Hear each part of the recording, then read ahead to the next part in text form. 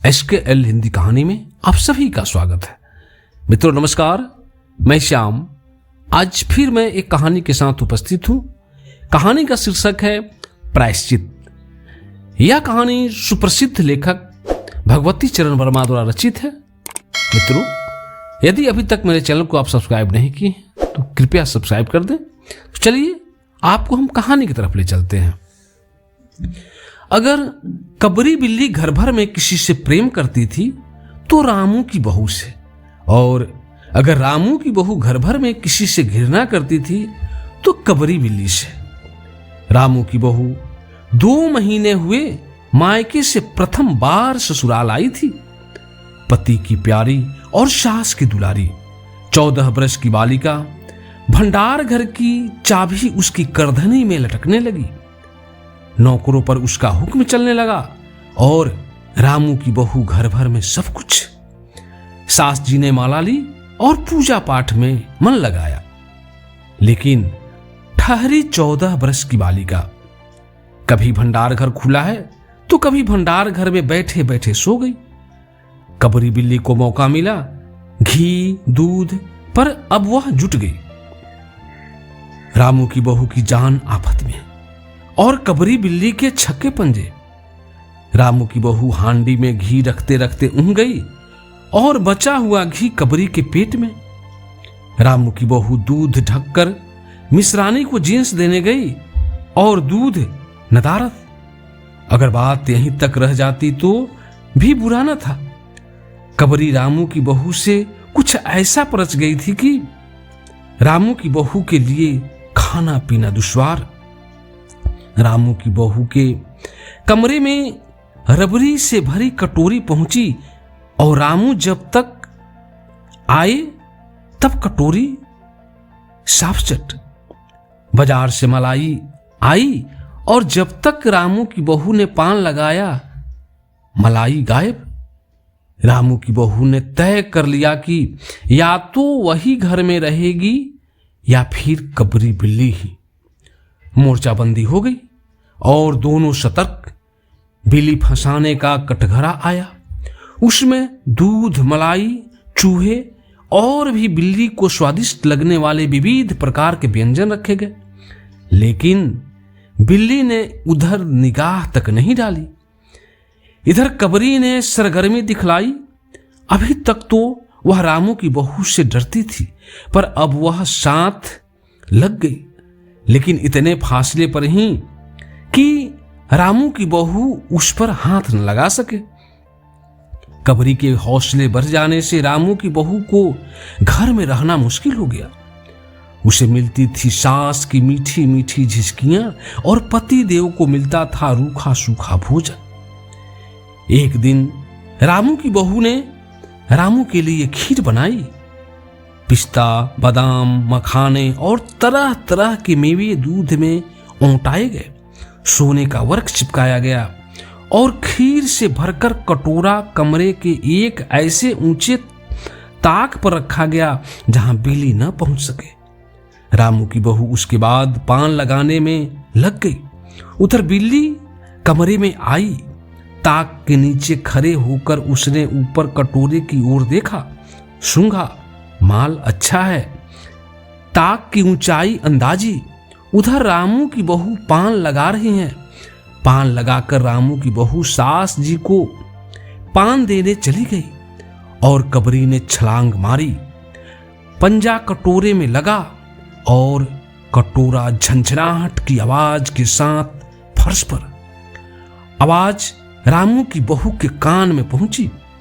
सास के सामने पान फेंक कर वह दौड़ी। क्या देखती है कि फूल का कटोरा टुकड़े टुकड़े, खीर फर्श पर और बिल्ली डट कर खीर उड़ा रही है। रामू की बहू को देखते ही कबरी चंपत। रामू की बहू पर खून सवार हो गया। न रहे बांस न बजे बांसुरी। रामू की बहू ने कबरी की हत्या पर कमर कस ली।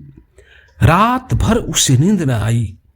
किस दांव से कबरी पर वार किया जाए कि फिर जिंदा न बचे, यही परे परे सोचती रही। सुबह हुई और वह देखती है कि कबरी देहरी पर बैठी बड़े प्रेम से उसे देख रही है। रामू की बहू ने कुछ सोचा, उसके बाद मुस्कुराती हुई वह उठी। कबरी रामू की बहू के उठते ही खिसक गई। रामू की बहू एक कटोरा दूध कमरे के दरवाजे की देहरी पर रखकर चली गई। हाथ में पाटा लेकर वह लौटी तो देखती है कि कबरी दूध पर जुटी हुई है। मौका हाथ में आ गया था। सारा बल लगाकर पाटा उसने बिल्ली पर पटक दिया। कबरी न हिली, न डुली, न चीखी, न चिल्लाई, बस एकदम उलट गई। आवाज जो सुन हुई तो महरी झाड़ू छोड़कर, मिश्रानी रसोई छोड़कर और सास पूजा छोड़कर घटना स्थल पर उपस्थित हो गई। रामू की बहू सर झुकाए हुए अपराधिनी की भांति बातें सुन रही है। महरी बोली, अरे राम, बिल्ली तो मर गई। माँ जी, बिल्ली की हत्या बहू से हो गई, यह तो बुरा हुआ। मिश्रानी बोली, माँ जी, बिल्ली की हत्या और आदमी की हत्या बराबर है। हम तो रसोई न बनवाएंगी जब तक बहू के सिर से हत्या रहेगी।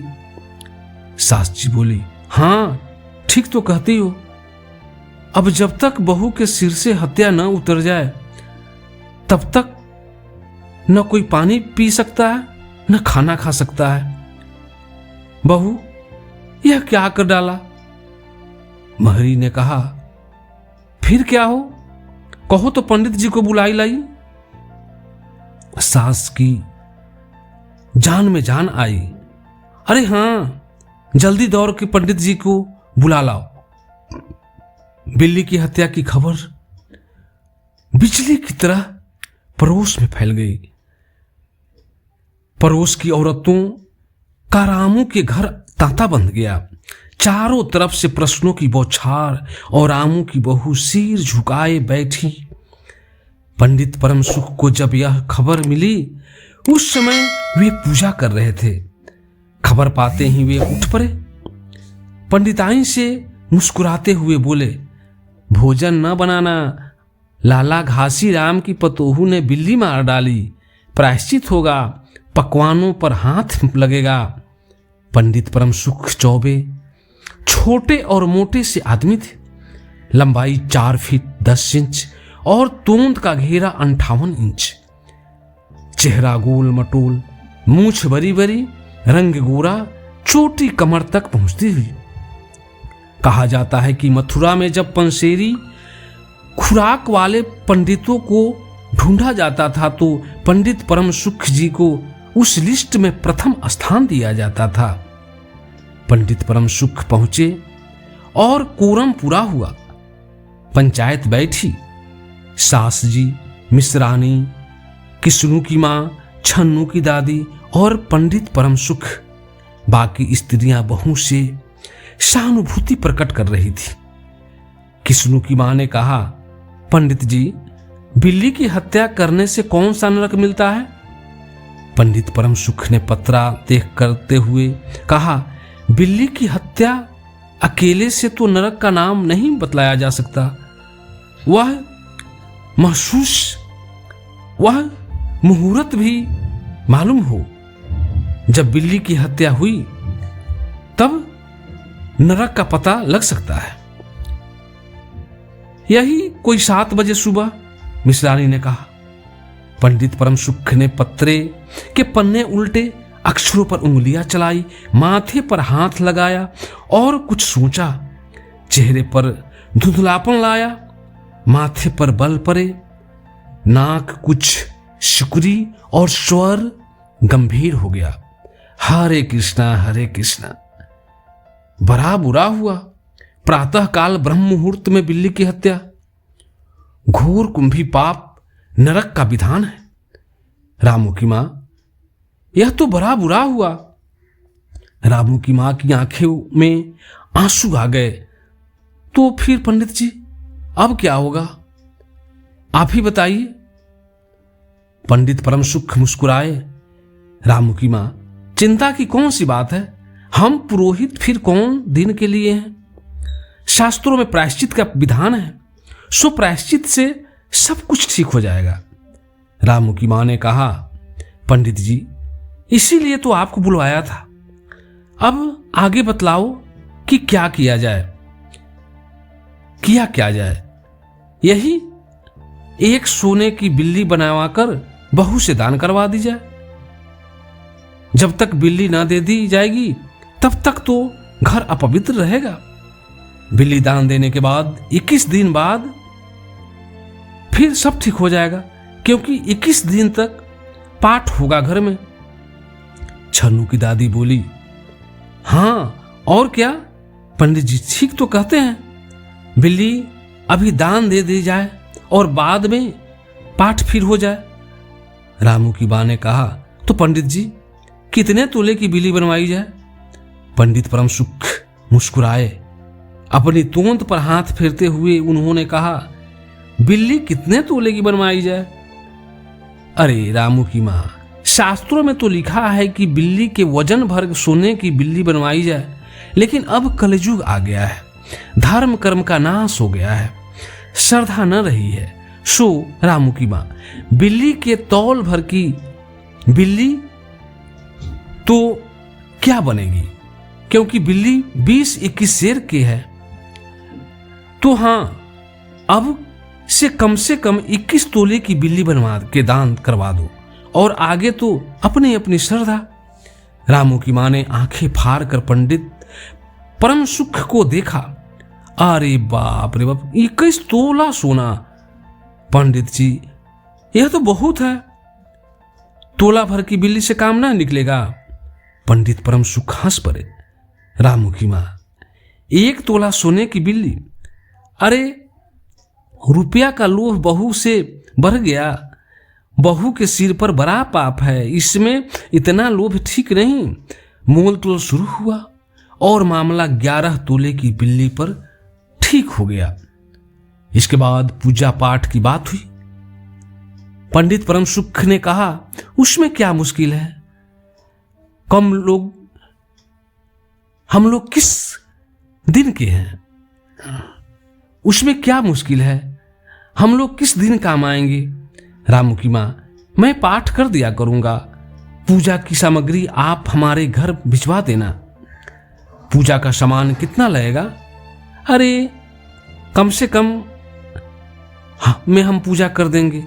दान के लिए करीब 10 मन गेहूं, 1 मन चावल, 1 मन दाल, मन भर तिल, 5 मन जौ और 5 मन चना, 4 पसेरी घी और मन भर नमक भी लगेगा। बस इतने से काम चल जाएगा। अरे बाप रे बाप, इतना सामान! पंडित जी, इसमें तो 100-150 रुपए खर्च हो जाएंगे। रामू की मां ने रुआंसी होकर कहा, फिर इससे कम में तो काम ना चलेगा। बिल्ली की हत्या कितना बड़ा पाप है। रामू की मां, खर्च को देखते वक्त पहले बहू के पाप की तरफ भी देखो। यह तो प्रायश्चित है, कोई हंसी खेल थोड़ी ही है। और जैसी जिसकी मर्यादा प्रायश्चित में, उसे वैसा खर्च भी करना पड़ता है। आप लोग कोई ऐसे वैसे थोड़े हैं। अरे 100-150 रुपया आप लोगों के हाथ का मैल है। पंडित परम सुख की बात से पंच प्रभावित हुए। किस्नू की मां ने कहा, पंडित जी ठीक तो कहते हैं, बिल्ली जी की हत्या कोई ऐसा वैसा पाप तो है नहीं, बड़े पाप है। बड़े पाप के लिए बड़े खर्च तो लगेंगे ही। छन्नू की दादी ने कहा, और नहीं तो क्या, दान पुण्य से ही पाप करते हैं, दान पुण्य में किफायत ठीक नहीं। मिश्रानी ने कहा, और फिर मान जी आप लोग बड़े आदमी ठहरे, इतना खर्च कौन आप लोग करेगा? रामू की मां ने अपने चारों ओर देखा। सभी पंच पंडित जी के साथ पंडित परम सुख मुस्कुरा रहे थे। उन्होंने कहा, रामू की मां, एक तरफ तो बहू के लिए कुंभी पाप नरक है, और दूसरी तरफ तुम्हारे जी में थोड़ा सा खर्चा है, सो उससे मुंह न मोड़ो। एक ठंडी सांस लेते हुए रामू की मां ने कहा, अब तो जो नाच नचाओगे नाचना ही पड़ेगा। पंडित परम सुख जरा कुछ बिगड़ कर बोले, रामू की मां, यह तो खुशी की बात है। अगर तुम्हें यह अखरता है तो ना करो, मैं चला। इतना कहकर पंडित जी ने पोथी पत्रा बटोरा। अरे पंडित जी, रामू की माँ को कुछ नहीं अखरता, बेचारी को कितना दुख है, बिगड़ो ना। मिश्रानी, छन्नू की दादी और किस्नू की माँ ने एक स्वर में कहा। रामू की माँ ने पंडित जी के पैर पकड़े और पंडित जी ने अब जमकर आसन जमाया। और क्या हो, 21 दिन के पाठ के 21 रुपए और 21 दिन तक दोनों वक्त 5-5 ब्राह्मणों का भोजन करवाना पड़ेगा। कुछ रुककर पंडित परशुक ने कहा, सो इसकी चिंता ना करो, मैं अकेले दोनों समय भोजन कर लूंगा और मेरे अकेले भोजन करने से 5 ब्राह्मण के भोजन का फल मिल जाएगा। यह तो पंडित जी ठीक कहते हैं। पंडित जी की तोम तो देखो। मिश्रानी ने मुस्कुराते हुए पंडित जी पर व्यंग किया। अच्छा, तो फिर प्रायश्चित का प्रबंध करवाओ। रामू की माँ, 11 तोला सोना निकालो, मैं उसकी बिल्ली बनवा लाऊं। 2 घंटे में मैं बनवा कर लौटूंगा, तब तक सब पूजा का प्रबंध कर रखो। और देखो, पूजा के लिए पंडित जी की बात खत्म भी ना हुई थी कि महरी हाँफती हुई कमरे में घुस आई और सब लोग चौंक उठे। रामू की माँ ने घबरा कर कहा, अरे क्या हुआ? महरी ने घबराते हुए और लड़खड़ाते हुए स्वर में कहा, माँ जी, बिल्ली तो उठकर भाग गई। और इस प्रकार यह कहानी का अंत होता है। मित्रों, अगर यह कहानी अच्छी लगी हो तो कृपया लाइक करें एवं मेरे चैनल को सब्सक्राइब करें। धन्यवाद।